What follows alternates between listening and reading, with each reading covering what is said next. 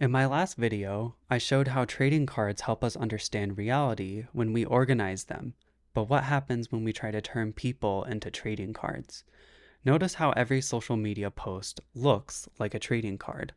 That's because each post has its stats: the name or title, the number of likes, the day it was posted, usually some kind of text box underneath. In the same way, a trading card reduces a monster into a name, type, and attack power with its features. When a person looks at another human being, they become framed like a trading card with a name, occupation, and expectation. In Being in Nothingness, Sartre demonstrates this with a terrifying example. Imagine spying on people through a keyhole. For a moment, you're pure consciousness observing the world, but then suddenly, you hear footsteps behind you. Instantly, you become aware of yourself, not as a subject, but as an object in someone else's mind. This is already a normal part of human existence, but social media takes this feeling and locks us into it. This is most clearly seen in YouTube thumbnails or Instagram posts. They literally show people frozen in time as objects. People's faces look fake, distorted, or exaggerated and satirical, as if they saw Medusa petrifying them. People look like gargoyles, lost spirits, trapped in stone. If you get enough posts together by a creator, it's almost as if they have a deck of cards, and it makes you ask questions like what's their strategy or play style. The algorithm takes this deck, shuffles it, and distributes it. The creator with the best hand wins. In Discipline and Punish, Foucault opened up with a violent execution and torture of someone who disobeyed the king. It was a spectacle to demonstrate the king's power. Over time, however, Foucault shows how power became much colder.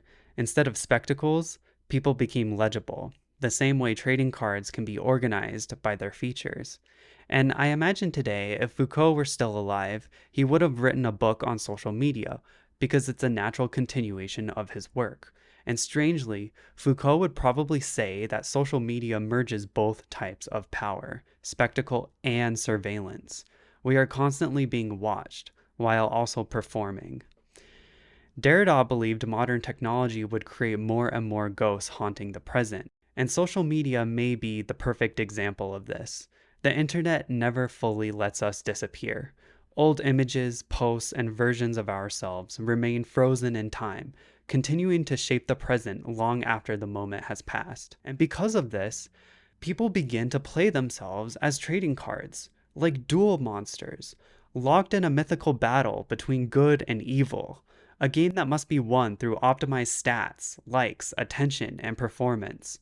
Everyone tries to present themselves as the superior monster, and if the performance fails, their reputation can collapse overnight. Perhaps we think to ourselves to quit social media, but to not post is almost as if you aren't seen. No one knows you exist because all that seems to exist, all people see, are what's on social media. Either you're face up or face down. And if you're face down, you don't exist.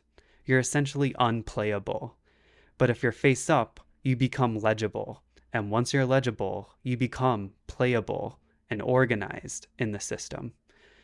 But I don't think Foucault would say social media is bad.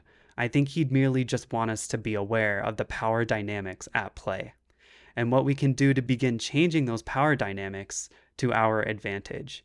Social media didn't invent the trading card. It merely showed us what we were already doing to each other.